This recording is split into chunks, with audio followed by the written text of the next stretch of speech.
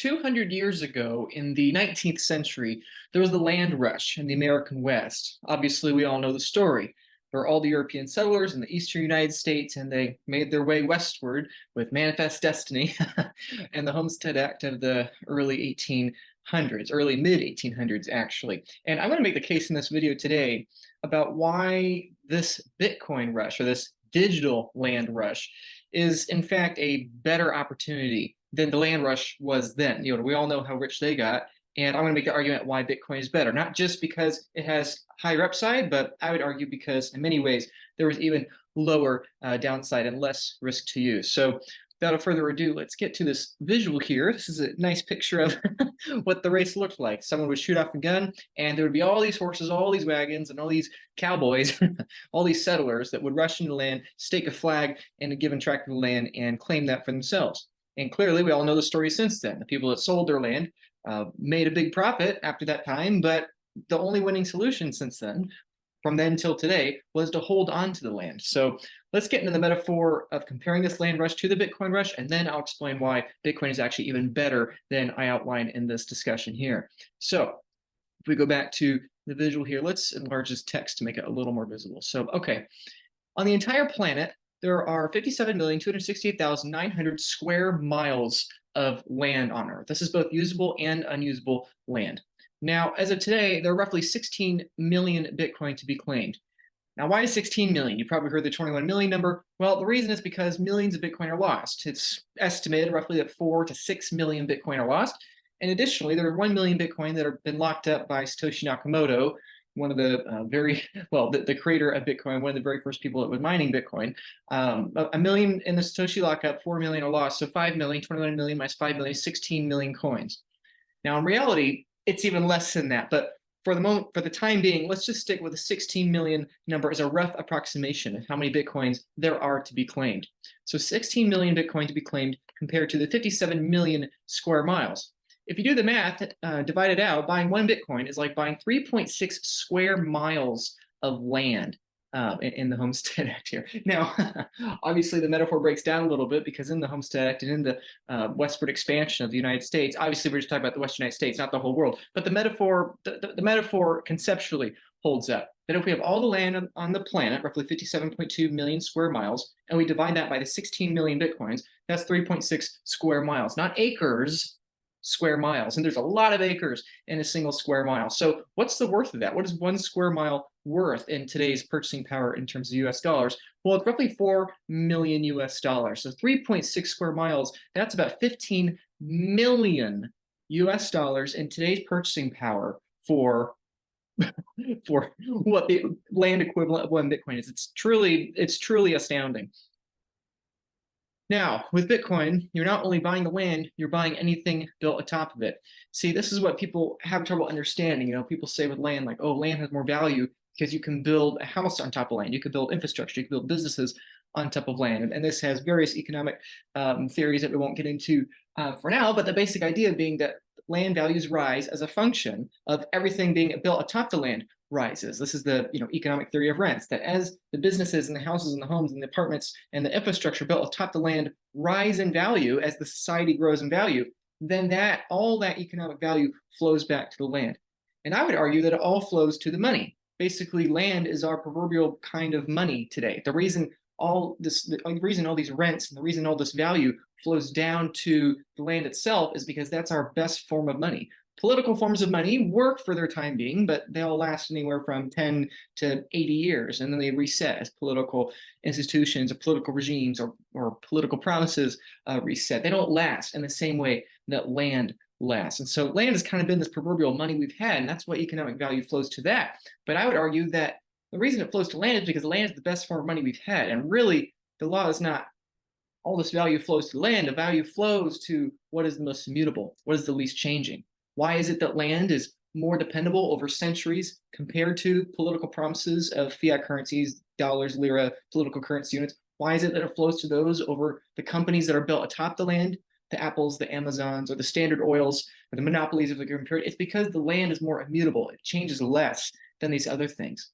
Sure, the companies and the megatech corporations and the monopolies of each era cycle through again and again and again, and they have massive rises up and then massive downfalls. And the same thing's true with political currencies, but the land doesn't change. The land doesn't change very much. It does change as we build more land, destroy land, but really on the entire planet, we're not having massive swings in the number of square miles that are available. So that's a good way of thinking about how money is the thing that we use to price in everything else, and land has just happened to be that for a very long period of time. And so when we buy Bitcoin, when we buy this quote unquote digital land, we're buying this platform at which all the infrastructure and all the companies and all the value is built atop that and priced in terms of the land. If we think the internet is an example, I'm recording this with an internet connection. You're watching this on internet connection.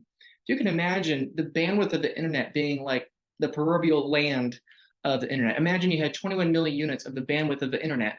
Well, you know that whatever is built atop the internet, whether it's Amazon or Apple or Netflix or this very video you're watching, whatever is built is going to be built atop that bandwidth. And so really it's like the lowest risk thing. And the same way with Bitcoin, if it is what I'm claiming it is, money, then it is this kind of base layer in the same way the bandwidth to the internet, or the same way to land in the analog world for locomotives in the industry that's yet to follow. When you buy a portion of that land, you're buying a portion, therefore, of everything that's built atop of it. And that's an important concept I'm going to come back to later in the video. Now, why is Bitcoin better? Well, it's because you never have to pay property taxes, and it becomes useful far more quickly, and we can't make more land.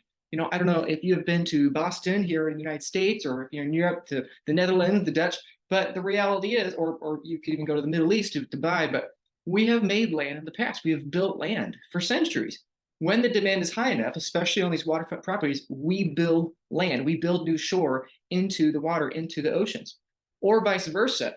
I've been to plenty of lakes that have been man-made. I have family members that live on man-made lakes. I have friends that live on man-made lakes. Not only can we build more land into the water, but we can also bring water into the land and create more lakefront properties. So yes, lakefront property. There's a beautiful lake outside of me right now here. It's like, yes, it's relatively scarce, but it's not absolutely scarce. We can make more land.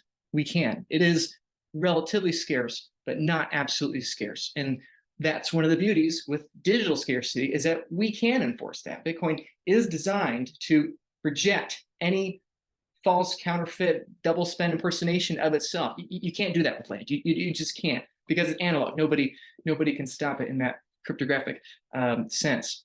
Now, additionally, property taxes. You have a house, you're well aware of property taxes. And I often make this case to my real estate investor friends that it's something to be aware of. If you have a bunch of rentals, if you are a landlord, you have to admit there is a possibility in the future that you're given political institution, whether it's a state or it's the federal government here in the United States or wherever you are in the world. It's happened many times before. If the government can raise property taxes to a point that prices you out of the market, or they control rents down, they can price you out of the market and effectively harvest your real estate without having to go full communistic, without having to actually confiscate your buildings. All they have to do is change the property value, change the property taxes, excuse me. Because why? Because really with the real estate, you don't own the building, you own the piece of paper, and the piece of paper is protected by political energy. It is protected by the law and the lawyers and the police and the political institution in which that house resides within. Your house can only be in one political jurisdiction at the same time. And so, therefore, it is that political body that guards and protects your title for your house. And if that changes, that's where you have the problem here. And so that's one of the benefits Bitcoin has that real estate does not have here in this metaphor, and why it's actually better. Not only is it more immutable and that it's more difficult to create, but it's far more difficult to censor and confiscate. And this is an important concept that I want to build upon an earlier point I made, is that Bitcoin price appreciation does not really begin until fiat has hyperinflated. I often get a lot of flack online for talking about $100 million Bitcoin. Now, that's true. I do think it's going there. But there are multiple reasons why. Again, we have a fixed number of units, and we have a number of units that's trending towards infinity. And so, therefore, as long as both systems survive, well, the exchange rate is going up indefinitely. It'll double, then double again and again and again and again. Maybe it takes longer, maybe it takes less, but eventually, one Bitcoin will become worth 100 million US dollars. Is that in 5 years? Probably not. Is that in 500 years? Probably not. Is it in 50 years? Or less? Maybe. and so when keeping that in mind, in terms of US dollars, Bitcoin will go up forever. But the important point to make is that it's not until that exchange rate is completely obliterated until the majority of growth comes. Again, let's think about our metaphor here of these settlers settling the Western United States here. If you're going to talk to these settlers 200 years ago, okay, keep in mind 200 years is not a very long period of time in world history, okay? And if you were to talk to these guys and you were to tell them, okay, we had this land rush, everyone's coming out, everyone's grabbing a piece of the land, okay? The real race for how valuable does this land become, the real appreciation for how much value does this land acquire, does not begin until all the land has already been claimed. Because only once it has been claimed is that when the majority of the locomotives are coming, the majority of industry is coming, the majority of people to settle there is coming, the majority of businesses and innovation, the majority of all that is still ahead, even once all the land has been claimed. And so this weird historical period where we have found the land in the West, we have settled it, and we have gotten rid of the Native American populations, unfortunately, and obviously that's one of the benefits of Bitcoin is that we don't have to relocate or exterminate people that are on it, but that's a topic for another time, obviously. But in the homestead, in this period of time, it's a very rare period in history where the land is there and it's not been claimed by European settlers, and it's available for you to just come freely grab. And then once it's grabbed, then all the building and all the growth continues. It's the same thing with Bitcoin. We have these political currencies and the fiat currencies that are limiting growth, limiting expansion, and creating all these inefficiencies in the world. And the real value appreciation for Bitcoin does not begin until those inefficiencies are gone. And now we can have even more exponential technological growth, even more exponential prosperity gains to society that then can flow into that base layer currency, which is Bitcoin. And so that's the amazing thing to think about, that when Bitcoin is $1 million, the majority of adopters are ahead. And then after the majority of adopters ahead for store of value, then you have medium of exchange, and then you have unit of account. So at $1 million, it's still early, in terms of Bitcoin, $1 million US per Bitcoin. And then so is 10 million, so is 100 million, a billion, trillion, go on indefinitely. And until the fiat is gone, until all the free land is gone, it's still absurdly early, in the same way that it cannot inherently, you cannot have the Western United States have all this economic prosperity and still free land just sitting there waiting for someone to stake a flag. And it just doesn't make any sense. And in the same way with Bitcoin, we're in this weird period where you could just get Bitcoin for free by exchanging political currency units, monopoly money, for real Bitcoin. That's not how it's going to be in the future. Once there is no more fiat, once that's gone, once the land rush is over, the only way to acquire Bitcoin will be to build atop that land faster than someone else so that you can exchange that value for them. And in your trade, in your end of the deal, you acquire more Bitcoin. Most people won't be buying Bitcoin. Most people won't be settling the West by getting free land, by getting free money, by staking a flag in it, or by exchanging political currency for it. Most people will enter that world by building atop of it. In the same way that you build physical buildings atop of the land in the Western United States, people with Bitcoin will build businesses and build cash flow and industry and technological progress and innovations and discoveries atop of Bitcoin. And that's how they'll acquire their Bitcoin. So as long as there is still free land out there for you just to stick your flag in, it's early. In the same way for Bitcoin, as long as there's Bitcoin out there that's just sitting on exchanges and available to be freely claimed, it's inherently early, like absurdly early. So that's the point I'm going to make there. Let's get back to the tweet here that I wrote and break it down a little farther. So like I was just saying, the real competition begins once all the land is claimed. Who can build the fastest to earn what little land others are willing to sell? And this is, again, exactly what we saw. People sold their land. Once they got it for free, they sold their land at a massive profit because they thought they were a genius. When there were still brothels and bars and cowboys and out there, it's like they didn't realize how early they were because they weren't thinking in terms of centuries. They were thinking in terms of decades or perhaps even less. So that's one of my encouragements for you is don't think about Bitcoin in terms of years or decades. Start thinking about generations after you. So really think about that. Like I said, that Bitcoin in any fiat price, even 100 million US dollars a coin, is still the wagon race pictured here. Okay, this is still a $100 million Bitcoin. As long as Bitcoin is priced in fiat terms, it is still the wagon race. And all the growth and all the industry and all the price appreciation comes after the dust from the fiat horses has settled and the locomotive actually arrives. In the same way that you cannot have the locomotive arrive until the land that the locomotive is being built upon has been claimed, in the same way with Bitcoin. You cannot have Bitcoin businesses and Bitcoin industries arrive to Bitcoin until there's no more fiat for them to be built upon. Their only option is Bitcoin. Now, that's already happening to a small degree. I'm very fortunate. I get to see a lot of these Bitcoin-only companies start building their businesses. I believe many of which will become extremely successful in the coming decades atop of Bitcoin. But obviously, it's very, very, very, very tiny. The majority of Bitcoin businesses, the vast majority, 99.9% of them and their value, it is ahead. And so, anyway, I think I made my point there. Excuse me.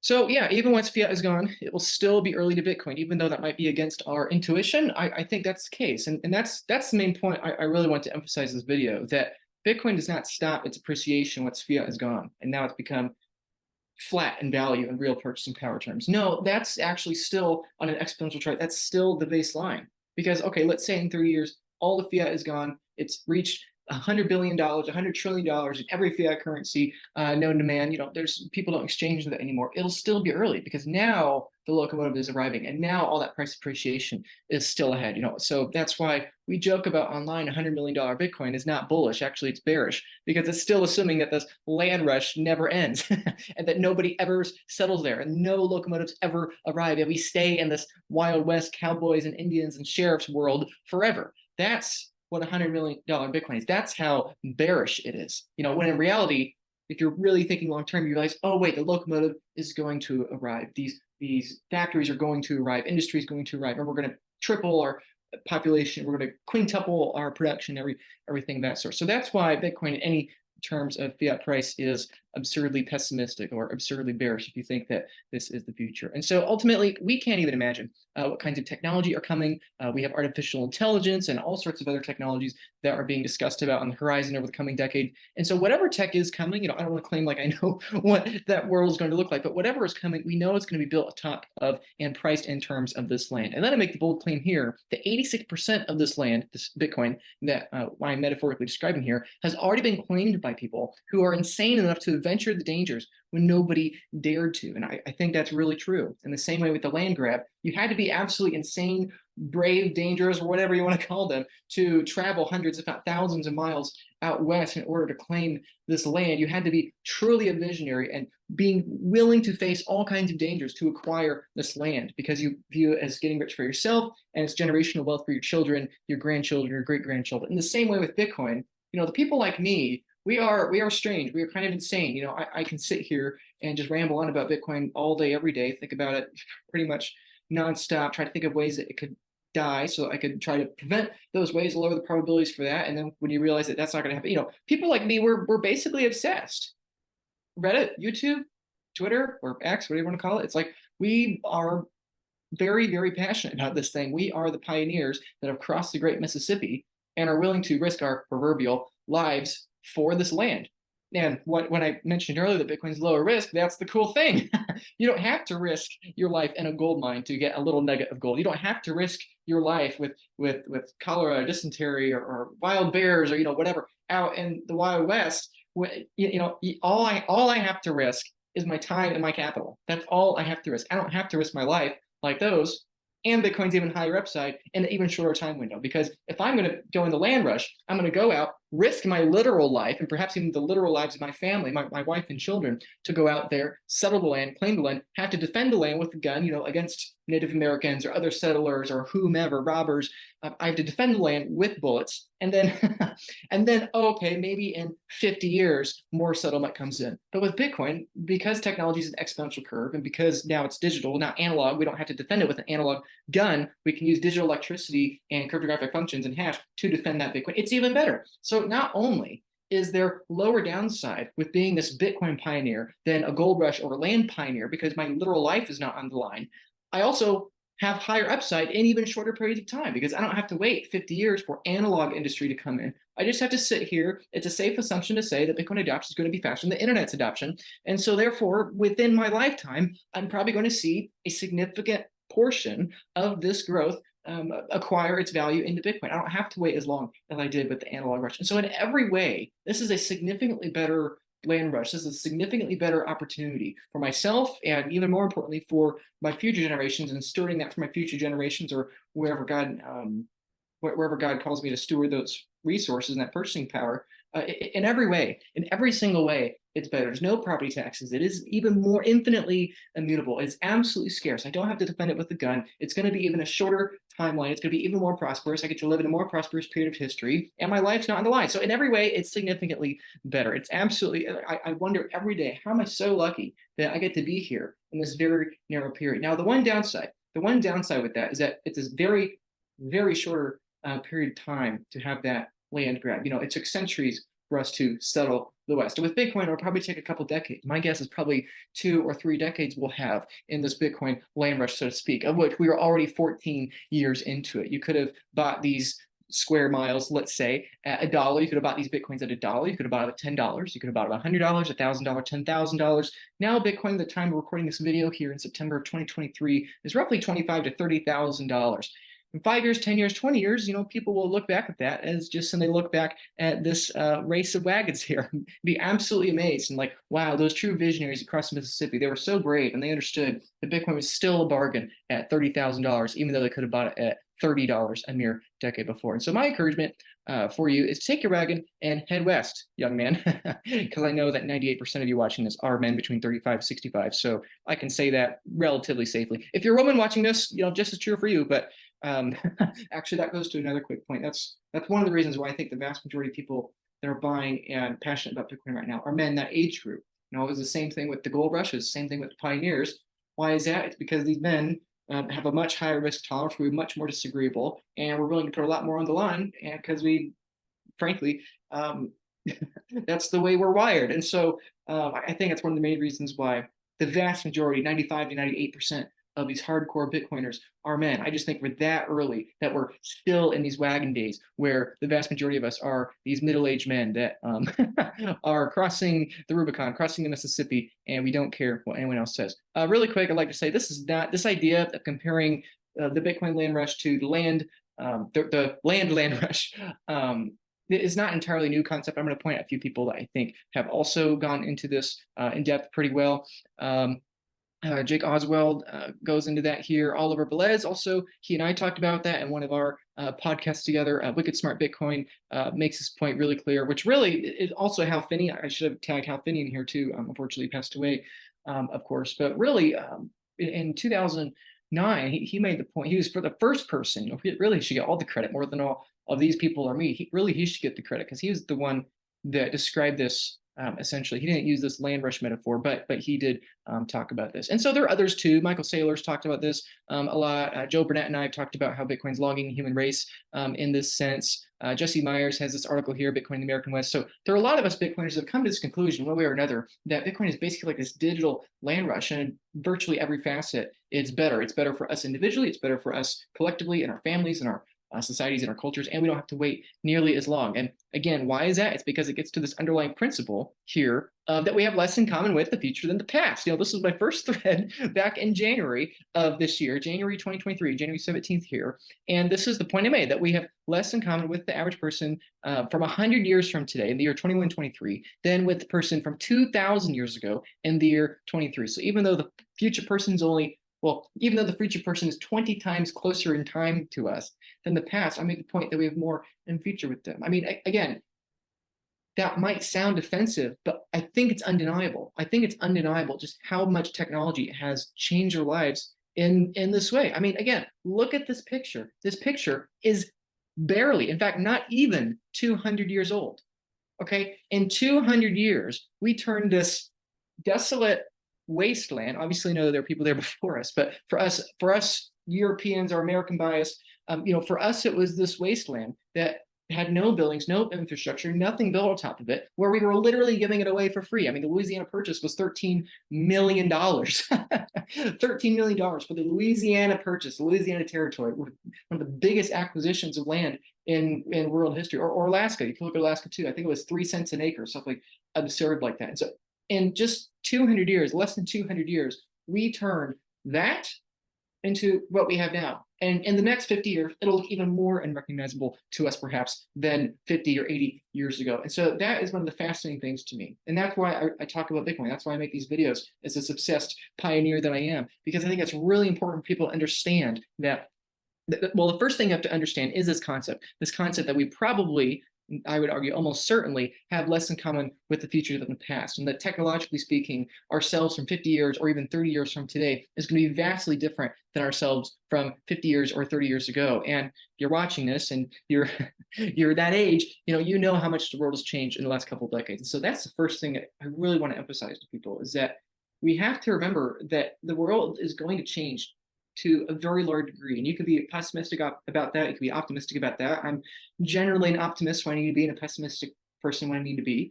But we have less in common with the future in the past. And I think it's really important that people understand that Bitcoin is a fundamental component of that future. You can't have the technologies of 150 years from today, or even 50 years from today, be built atop of political currency and political energy. They just can't coexist. In the same way that you can't have the infrastructure of the future American West be built atop the horse, you have to have the locomotive and rail. And I think that's the same thing here. I don't think the technologies of a couple decades from today will be able to survive and operate atop of political currency. I think they need something like Bitcoin, as it was predicted. And now we have it. Now we call it Bitcoin. We use it. There isn't a second best. You spend 15 years, nobody's been able to duplicate it, stop it, censor it. So to me, that's the first thing people have to realize is that Bitcoin is a really big deal. And then I think the second thing to realize is that because Bitcoin is a big deal, precisely because Bitcoin is a big deal, you don't sell it. Like, why would you sell your 3.6 miles of land in the American West? Like, why would you do that when when you know that the majority of wagons are coming, and then after the wagons come the locomotives, and after the locomotives come the cars, and then after the cars comes the internet? All these layers of infrastructure are coming, and they're all coming really quickly, and every single layer of the infrastructure is coming faster and sooner and more aggressive than the last. And so the worst possible thing you could do would be to acquire your free land, let's say in the 1860s or 70s or whatever, acquire your land, sell it for $1,000, when 20 years later you could have sold it for $50,000 and then $80,000. And then today, $15 million. And probably in 50 years, it'll be $100 million or $500 million. Like, there's no limit to how much this literal land, these 3.6 acres, are going to appreciate in value because all this prosperity is coming this way. And so in the same way with Bitcoin, first you have to understand that the future is coming really quickly and a lot of change is coming. And so therefore you should acquire Bitcoin. And then number two, you shouldn't sell your Bitcoin. Again, if we go back to this metaphor here of the 3.6 miles, excuse me, not acres. If we go back to this metaphor again, like I said, 16 million Bitcoin to be claimed. And that is a misleading number here. It's the number I put because 29 million minus the 5 million, 4 million lost, 1 million Satoshi lockup. But 86% of this 16 million number are already claimed. There's less than 2 million Bitcoin left on exchanges. You can think of those as the proverbial land out there just waiting to be claimed, grabbed, and taken to self-custody. You can think of that as the free land out there. So only 14% of that 16 million is left, either to be claimed for free via mining, which really isn't free, or via exchanges, which also really isn't free, but both of them entail taking it into your self-custody. So I don't understand why on earth you would sell Bitcoin, yet people are, and that's how you know it's early. They're still selling at 30,000 USD per coin. It's absolutely insane, but that's how you know it's early. That people are still willing to sell this land. That people are still willing to have this land sitting there for free, just for the taking. You can get some of this land, some of this Bitcoin, with your political currency that's just sitting there, or with your electricity. And in the future, you won't be able to do that. You'll only be able to acquire that Bitcoin by providing more value than someone else. And so, anyway, speaking of value, that's the first thing. You have to understand Bitcoin's a big deal. Number two, you have to understand that you don't sell your Bitcoin. But then number three, you have to protect it properly. You have to store it properly. And this is something I think about a lot. Right now, we're very early in the store of value adoption curve. Coming down the line is the mean of exchange adoption curve, and then coming down the line for that is the unit of account adoption curve.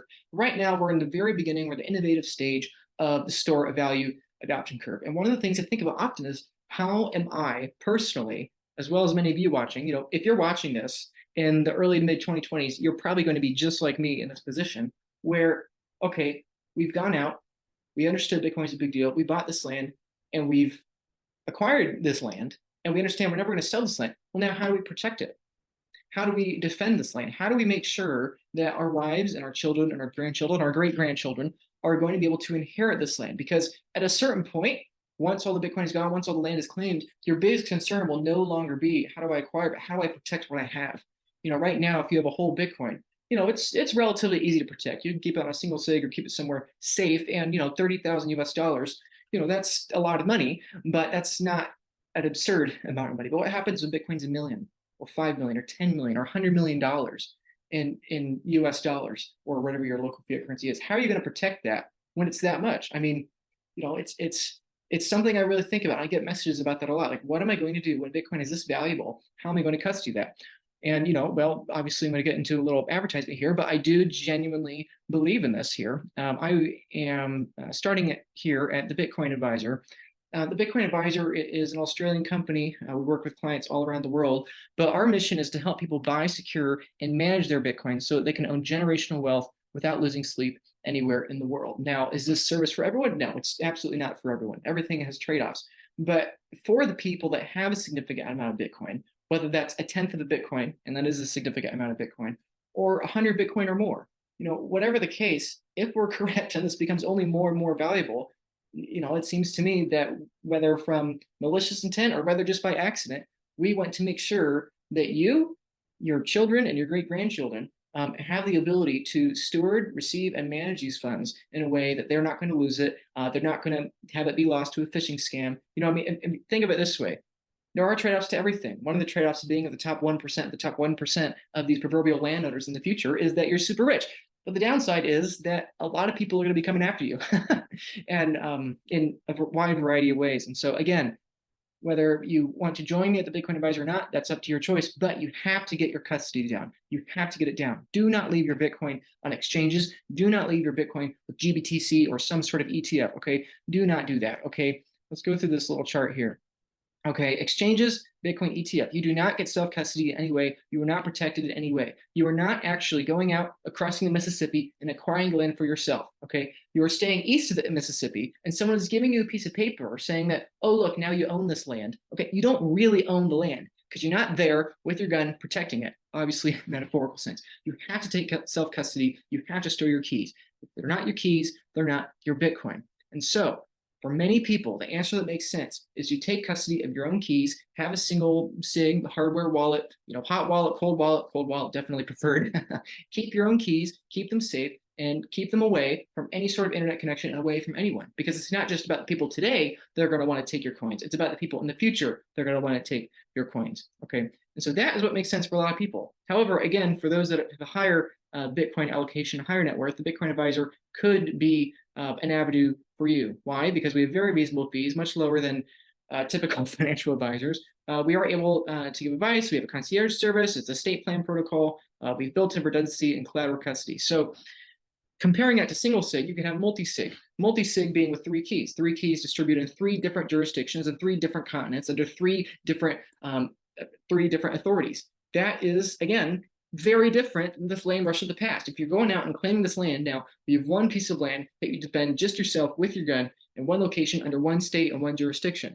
But now with Bitcoin, especially with a solution like what we at the Bitcoin Advisor provide, now you can have your Bitcoin, you can have it custodied. Like I said before, you don't have to defend it with your life, and it's going to acquire value much faster than the land is. And additionally, you can have 3 keys in 3 different jurisdictions, and whenever there's any possible threat, it can move at the speed of light across the planet. In a matter of minutes, it can go anywhere in the world and adjust accordingly to whatever your wishes are or whatever the threats are. And so that's one of the reasons why this is really interesting to me, really exciting for me, and why I keep a lot of my Bitcoin there.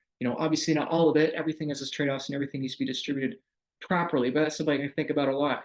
Being prepared, treating my Bitcoin like it's already worth 100 times what it's worth now. I really encourage you to think about that. If your Bitcoin were to acquire in value, were to appreciate in value 100-fold very rapidly here, are you prepared for that? Do you have the means to self-custody instantly? Do you have, hopefully already in self-custody, are you prepared for that? Okay, is your family prepared for that? Are your children prepared for that? What happens if you die today? What happens, God forbid that happens, but not even that. What happens if you forget your seed phrase? What happens if you have an accident or you have some sort of neurological condition where suddenly you forget it? Like, have you just lost your generational wealth for your family? So anyway, things to think about, and it's so exciting to me that it's so early. So if you want to hear more, about what I'm doing at the Bitcoin Advisor and why I've joined them, you could go here to bitcoinadvisor.com/Luke Broyles. You can find me. You could talk to me there. You could schedule a call with me. I'll give you a little description here of what we're looking at. You get super responsive times. You just have to fill out this form here. That link will be in the description as well. And so whether you use that service or not, obviously it's up to you to determine how you're going to diversify your self-custody of this really precious land. Again, the important things, the takeaways for you in this video. Number one, Bitcoin is a really big deal. Comparable, in fact, I would argue, perhaps even a bigger deal than the land rush of the 19th century, a mere 200 years ago. Number two, therefore, not only should you strongly consider buying Bitcoin, you should strongly consider never selling Bitcoin, because all the future innovations, all the future companies, all the future governments, all the future technologies and innovations and discoveries are going to be built atop of that, in the same way that everything has been built atop the bandwidth of the internet, in the same way that all the industry that comes as a consequence of the locomotive is built atop of the rails that the locomotive runs upon. That's something you really need to consider, that maybe, just maybe, you should never sell your Bitcoin. And then third, how am I going to store this? If this is that big of a deal, and if I really am never going to sell it and never going to desire my kids or my grandkids to sell it, how am I going to custody it? Get to self-custody, get it prepared, and if you think that having a collaborative custody multi-sig solution could be of value for you, you can schedule a free consulting call with me at the Bitcoin Advisor or anyone at the Bitcoin Advisor, and we'll guide you through the different pros and cons and trade-offs of each custody strategy for you.